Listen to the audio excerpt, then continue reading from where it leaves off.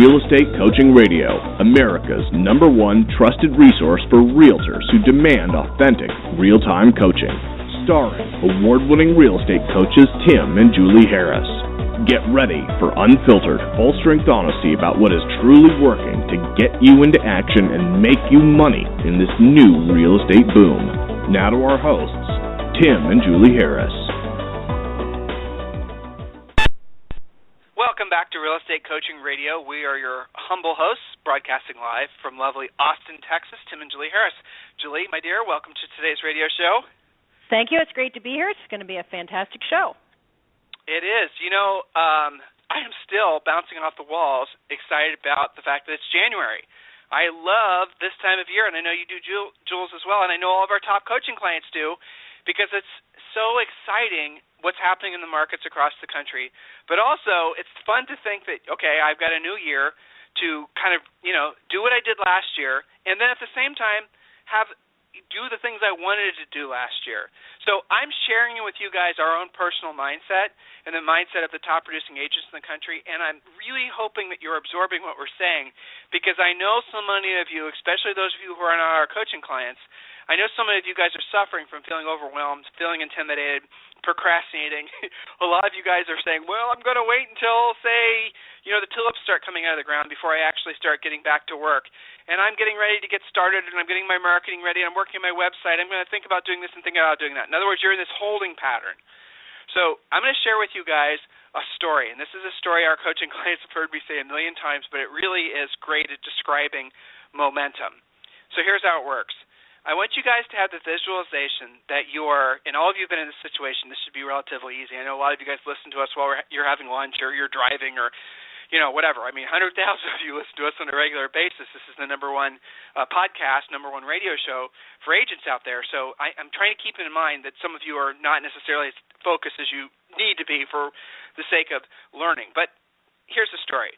You've all been on a jet before, so I want you to imagine you're sitting on a plane, reframe. You're the pilot of the plane, okay? So your goal as the pilot is to get to cruising altitude as fast as possible, and you want to get up there as smoothly as possible, and you want to get up there without obviously crashing. You want to get up there and avoid as much of the turbulence as you possibly can. You want to get up to cruising altitude, and that is where essentially you can sort of start to relax. So here's what happens in a lot of our businesses. So cruising altitude is the goal, right? So what happens a lot of times is that you guys are the pilots. You're sitting on these planes. The passengers are loaded. The food's loaded. Everyone's strapped in. Everyone's ready to get started. And you start throttling down the runway. You guys have been in this situation before. Can you feel the G-forces pressing against you? If it's a short runway, you're really feeling it, right? Because that pilot's really got to double down and get that plane off the ground to clear the runway. Well, so you maybe are getting ready to actually throttle down on your business, and you're actually ready to, double down so you can clear the runway. But what happens is, and this is what happens in many aspects of your life, but we are your business coaches, and we're going to focus on, that. So what happens is agents will throttle down. They'll start maybe get the front landing gear off the runway. Maybe they'll get the rear landing gear off the runway. But then what happens is they throttle back, and they're not, and then they're boom right back on the runway. So can you imagine that? So you're feeling this huge push of G-forces, and then all of a sudden, you're the pilot. You just, you took your hand and you pushed the levers forward, the throttle levers forward, and then all of a sudden you feel the front lift of the plane lifting, maybe the back of the plane lifting, and boom, you pull the throttle back and you crash back down the runway. Okay? That's what you guys are doing, many of you are doing right now. That's getting ready to get started. That's what happens when you're complacent. That's essentially what will keep you guys on the runway for the rest of your lives. Because what true top producers do, now granted, not very many people know this just intuitively. They have to learn it through bad experiences. But once they get this, then they'll, not make this mistake again. So many of you in your entire careers, your entire lives, have been that pilot. Throttle up, throttle down, throttle up, throttle down. I know a lot of you guys are right now vibing with me, and you know what I'm saying. It's true. Now, top producers, what do they know? They know that they have to keep that throttle down, and they have to keep that throttle down all the way to cruising altitude. What happens at cruising altitude? You guys have been on a plane before. The jet engines get quieter. You remember how soon as the pilot reaches altitude, then he pulls back? Some of you are pilots. You know what I'm talking about, I'm sure. They pull then back on the throttle, and then the plane is, it's quieter, and all of a sudden it's comfortable, and you're cruising. So, again, back to the little analogy here. Those of you who are stuck on the runway, you need to do everything possible to keep that throttle down, doing the right things, because not everything that you're going to be doing is actually going to get you to altitude. And then those of you who are experienced, savvy enough, smart enough to keep that throttle down, again, I strongly challenge you to challenge every single thing you're doing in your business, and don't assume that anything you're doing this year was going to work the same way as it did last year. Putting it a different way, the things that worked for you in the past probably won't work or work as well as they have in the past. You have to be constantly challenging your own personal paradigms and dogma, otherwise you're never going to get to cruising altitude. Because here's the cool thing about cruising altitude. Okay, now our jet doesn't need to refuel, your jet. So if you wanted to go to the next level, say you wanted to go to, 20,000 feet to 30,000 feet, right? And let's say you're driving or you're flying a really high-end private jet. Now you want to go to 50,000 feet. Well, guess what? You have to so you're at 30,000, you're cruising along in your private jet, and now you decide you want to go to the next height, which is, say, 45,000 feet. You then apply the throttle, and then sure enough, you climb to the next level. That is how a lot of you guys are succeeding. A lot of our top agents, they realize that they have to continue, be monitoring what they're doing, keeping themselves in a state of doing what they don't want to do when they don't want to do it at the highest level, which is, by the way, the Achilles heel of a lot of most people in life, in essence, will only work when they feel like working, will only get results when they feel a certain way, are waiting for somebody else to do it for them, provide a lead for them.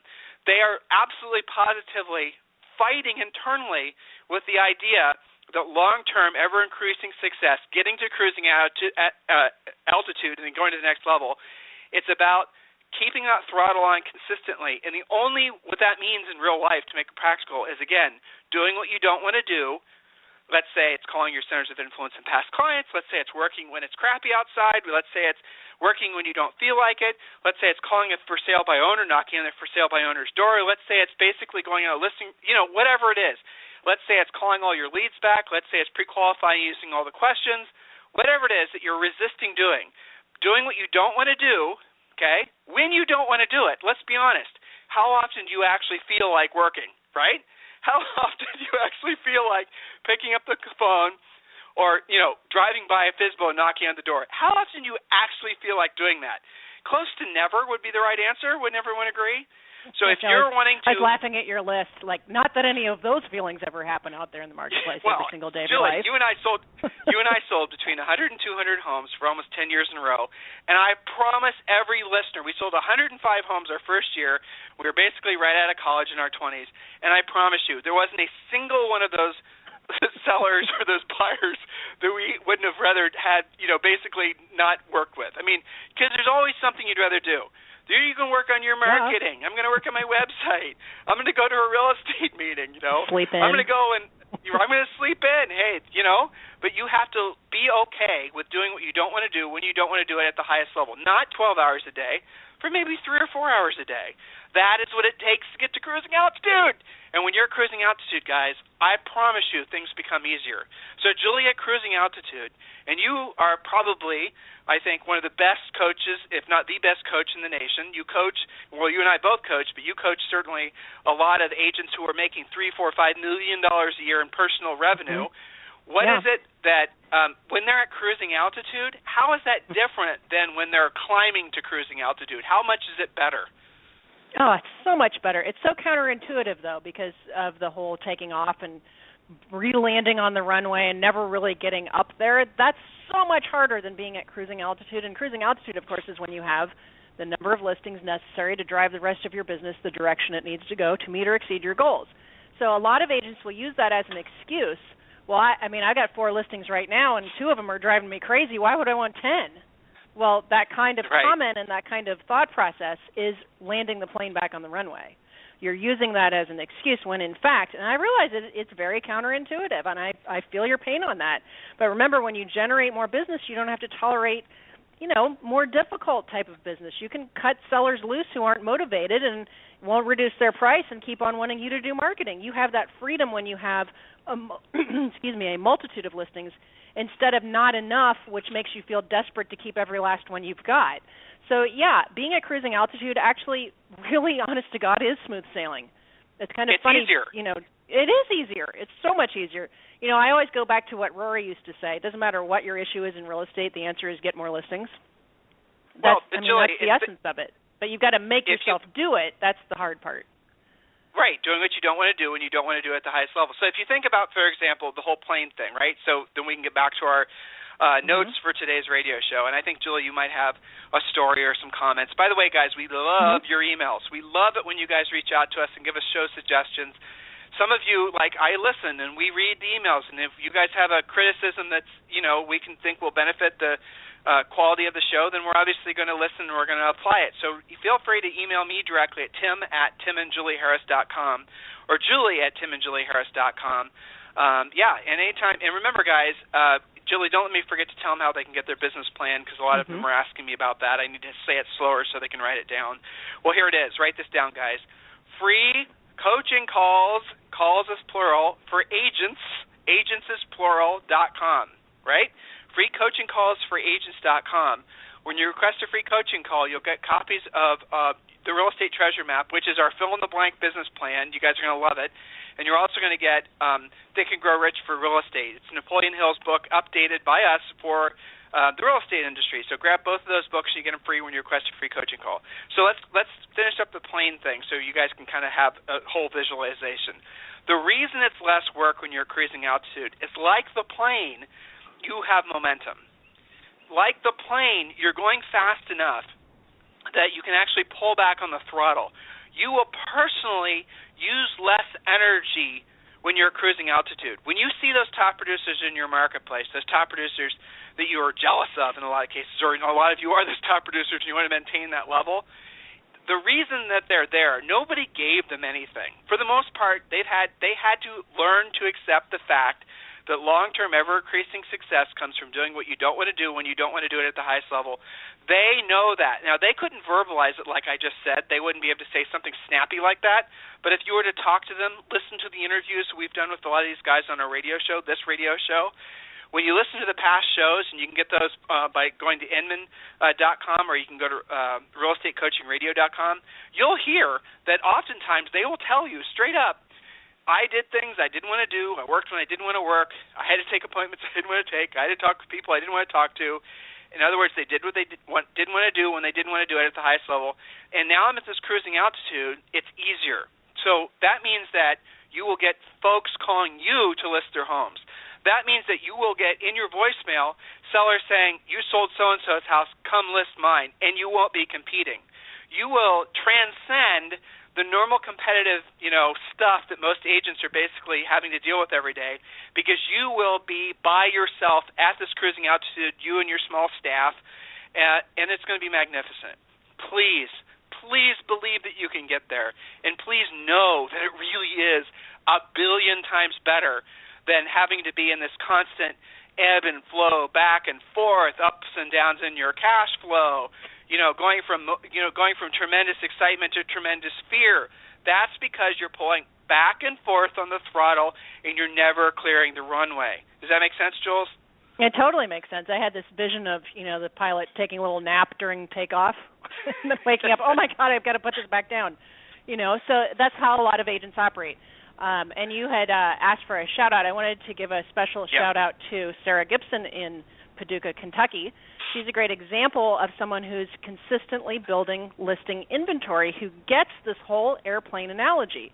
She knows that, cruising altitude means more listings. Well, one of the things that Sarah has embraced and is really running with is the BombBomb video, as we're using it in several different avenues, but she's starting to use it to maintain the relationship with her sellers. She has a little bit longer average days on the market than some because of her market.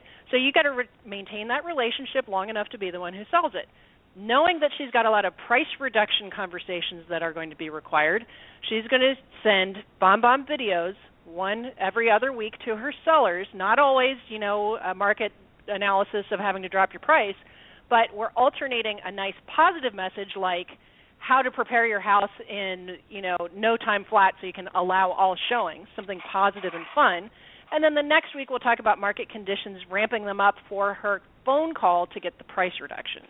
So Sarah is using technology to enable her to talk to more sellers in less time, allowing her to carry more listing inventory with less stress. So it is possible to do that without freaking yourself out, going, oh my God, I got to call all 15 of my sellers every single week. Who wants to do that? Well, guess what? You guys have it a lot easier than we did. You can use great things like BombBomb. You can use stuff like Mojo to get phone numbers and to be more efficient. You don't have to pound the pavement for every last thing like some of us had to, right? So kudos to Sarah for embracing that. Go ahead.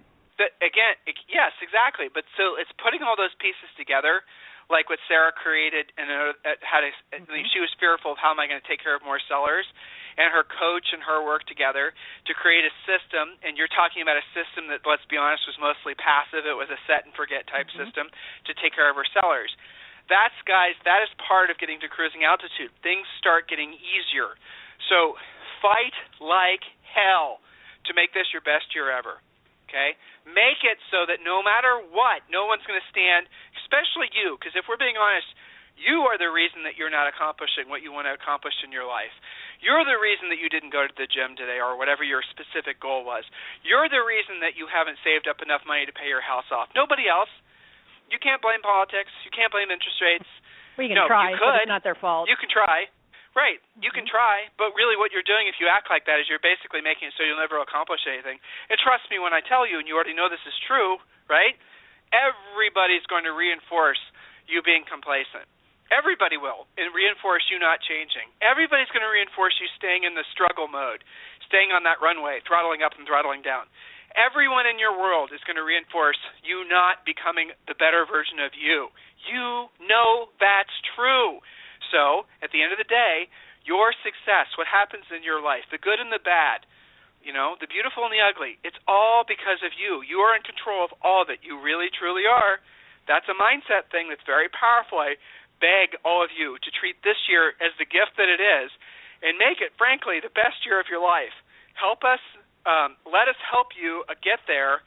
And request a free coaching call at freecoachingcallsforagents.com. So, Julie, we're finishing up what we started last Thursday, and the topic of the show today is how to nail your New Year's resolutions, obviously related to everything we've already talked about here, reminding them that only about 8% of Americans usually actually achieve our resolutions.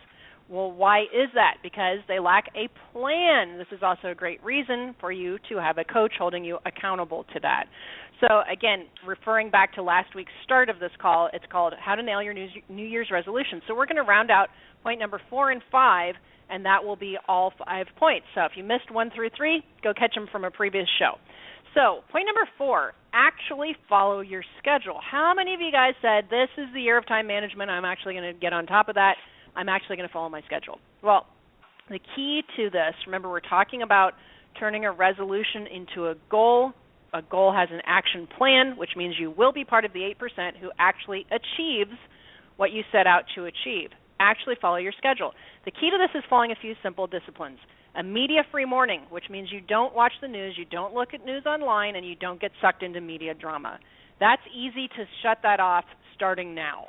So I'm going to go through these relatively quickly, Tim, so that we get points into their head. So feel free to interrupt me if you need to. Follow your morning schedule, and the afternoon will take care of itself. So many of you guys, because I see this cross my desk, the coaches send me copies of things, and sometimes you guys post stuff on our Facebook page.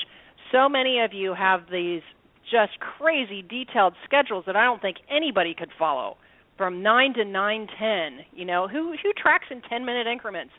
Focus on your morning schedule, which should be all about lead follow-up, setting appointments, pre-qualifying, doing those types of activities that drive your business. Without any leads, without any lead follow-up, you won't have anything to do with the rest of your schedule.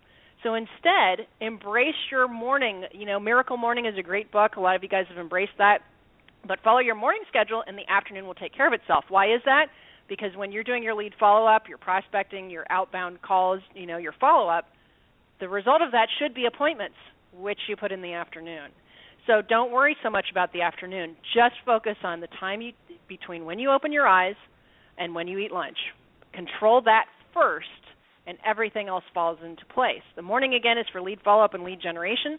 And the next discipline involved is to set the goal of an appointment a day of some sort. Coaching clients follow the real estate success game on this.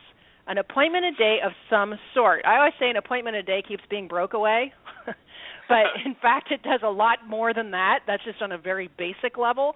So an appointment a day in the real estate success game that a lot of our coaching clients follow, it shows you the activities that drive your business. So an appointment a day, obviously a listing appointment, an appointment to write a contract with a buyer, obviously those have extra super bonus points. That's what you're supposed to be doing as frequently as possible. The more often you're doing that, the more often you will get paid, if you haven't figured that out yet. But there are other things that also count towards your success game. Getting a price reduction, getting a short sale approved, pre-qualifying a buyer in your office with a lender so you know that they're actually not just wanting to buy but actually can buy. Going on listing presentations, of course, is important. Meeting, if you run out of those high value, high points for the success game, well, ultimately, your backup plan can be having lunch with a past client where you talk about real estate and wind up with some referrals. So an appointment of some sort every day keeps you out of your own way, keeps you out of the office, it keeps you out of your home office, it keeps you out of drama. A lot of times you guys will be eating lunch with somebody and you'll hear someone else talking about real estate. I always joke that, when you leave your office, you can kind of bump your head on more business just by talking about real estate. So actually follow your schedule. There's some specific points there, media-free morning, follow your morning schedule, and having a goal of an appointment a day of some sort. So point number 5. Hey, Julie? Yes. Coaching clients, they should be doing the vital signs report every single day. So it's a good time for us to mention coaching clients. Make sure you're logging in, and there's a new form. You'll see it. You can't miss it. It's in the big green box on the student side of the website. And, complete your vital signs report every single day. It's basically literally keeping the vital signs on your business. That report then gets mailed to the head coach, Miss Julie Harris. It gets emailed to your own personal coach, and then we save it in the system so you can basically keep a journal. In essence, that's what these daily reports are going to work out to be. And there's specific, again, coaching clients, there's specific important little things in there that you need to really be completing. One of the things is you always need to have 15 leads. You need to be setting an appointment a day or going on an appointment a day. So make sure you're completing your vital signs report. That is part of the coaching program from here forward. Make sure you're doing it. We absolutely positively are paying attention to it, so take it seriously. Julie? That's right. Good point. So number 5, so many of you guys have said this, and we see you on Facebook. This isn't everyone, but lots of you have made the resolution to actually lose weight this year. When you conquer this, you'll not only look better, but you'll feel better and be more confident. So how do you turn this into a plan? Well, set a simple plan which you can follow daily. Walking or running every morning is easier to stick to than driving to a gym, especially those of you who are living in blizzard territory, for example. So set a simple plan. A lot of you guys that live in the cold have a home gym that you've built, but you really aren't quite sure where in your house that's located. So go visit it. Make it more simple than this elaborate plan of hiring a trainer that you're not going to do, or driving to a gym, or having something complicated. Set a simple plan that you can follow daily. Set an ideal weight goal with a date and keep track of your incremental success. Is this your next point, Julie? This is point number 5, yes. You didn't actually say point 5. Weight. Yes. Sorry about that. Yes, yes, point number 5, final point. Well, so Jules, the whole weight thing in itself is like this time of year, everyone's talking about losing weight. You and I walked into Costco the other day, which is like, for us, we refer to it as adult hell. So anyway, we went to Costco. The maze. Right? And when you walk into Costco this time of year, it's all supplements, vitamins, and then I know, right in the front door. Isn't that funny? Right, and then as you keep walking, it's all exercise equipment. So literally when you walk into Costco, everything is basically wall-to-wall, them trying to make money off the fact that all of you have resolutions to lose weight this time of year. So here's a thought for you. Why is that important? And you got to be real honest about your appearance, because like it or not, people do judge you based on how you look. Now, Julie's going to share with you, but we need to expand beyond just lose weight, Julie, and keep to it, because I think everyone at this point is probably, especially this time of year, overwhelmed with lose weight marketing. So let's tell them that it's not just about losing weight. It's about their overall appearance, and this is a good time of year to not just set goals, but to actually put a plan in place to get themselves in shape and then also upgrade their overall look and appearance, right?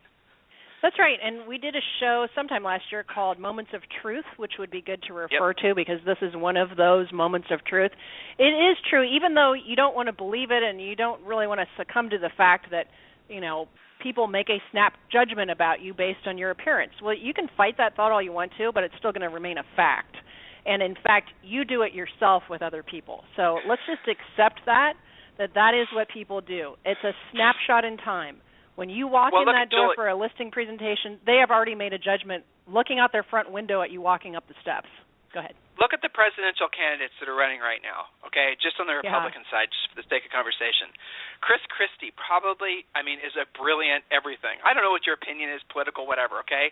But look to see what people always focus on, his weight. And the press will even go as far as to say, well, if the guy doesn't have the self-discipline, and I've heard and read people say this, and you know what? It's the truth.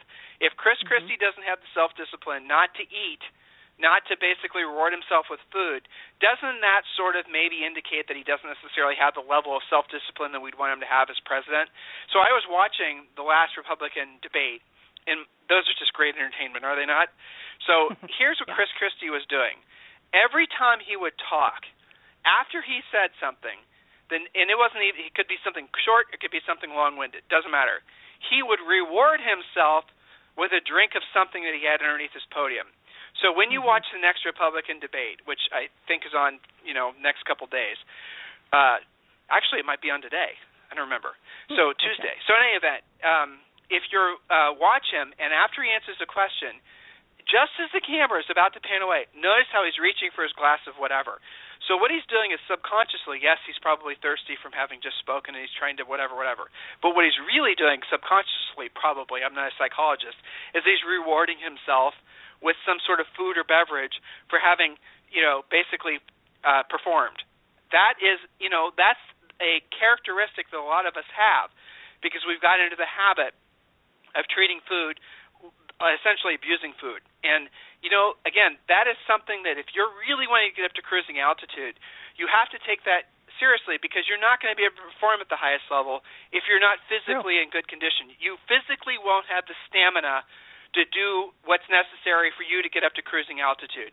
You literally will run out of energy, okay? You know what's so weird about that, Tim? When they figure this out and they actually do what they said they would do with losing the weight and being, having a more nutritious diet and all the rest, when they actually do that, because we have a lot of coaching clients who have gotten very good at that, and congratulations to all of you if I'm talking to you right now. The curious thing is, everything else in their life and in their business practice improves right along with losing the weight because the discipline required to get yourself to do that. I always think if I were to study a brain of where that discipline widget is in your head, that it's also controlling all other disciplines like the willingness to do things that you don't want to do when you don't want to do them at a high level because what's a better example than having to exercise every day than that, right? I mean, you and I always are like, should we go on a walk? Oh, yeah, we got to get out the door. And should we go to the gym? Should we go swimming? I don't like exercising. Do you, Julie? Especially when it's cold and I'm tired, But then after we get back, we're like, God, that felt really good because we make ourselves do it. Okay, but don't you think it's curious that the same clients who are very good at this also are almost always the clients who are on track or ahead of their financial, mental, physical, spiritual, family goals? It's the same people. So if you want to start improving all of those, start with this particular losing weight, getting in shape. Go ahead. But with that said, Julie, how often have we taken? You and I have been blessed to have coaching clients for years. I mean, we've had some coaching clients that have been with us for 10 years. We actually have a handful that have been with us for like 15 years, okay? So did any of them, do you remember a single one? I can maybe remember one. Do you remember any of them that came to us as a coaching client, as either personal clients or one of the coaches or one of the clients of one of our coaches that absolutely positively had the discipline down of personal fitness? I don't really remember any of them. They came to us that way? No, very unusual. No. So some of you are saying, well, those top producers, they have that special something or another that I don't have. No, they weren't born with it. They weren't born. They learned it. Yeah. You know, it's funny, Julie. I think we should rename this radio show "Doing What You Don't Want to Do When You Don't Want to Do It at the Highest Level." Because isn't that an essence? Isn't that essentially that's it. I mean, stop looking for the magical, mythical thing. Stop thinking that basically you're going to be able to find some easy button and do it all for you. Stop looking for the magic pill. Accept the fact, and this has always been true and always will be true, that it really does come down to the discipline of work, of doing what you don't want to do when you don't want to do it at the highest level. And then what makes it easier, especially if you're in the midst of gaining altitude, getting to cruising altitude, that's when it sucks, by the way. That's when you're not seeing the results. That's when you're just putting in effort. You're not really feeling it.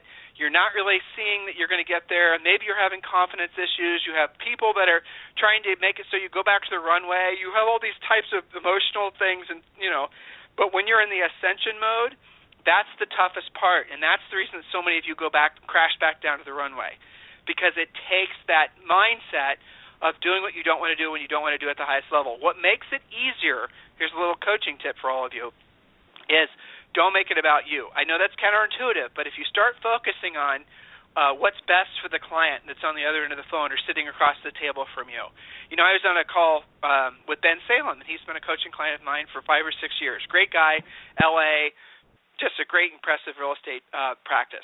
So Ben had an easy sale at $1.6 million. Guy had found it himself. First house the guy saw, found it online, wanted Ben to write on it. Ben said, nope, I don't want you to buy this house. It's not a good fit for you.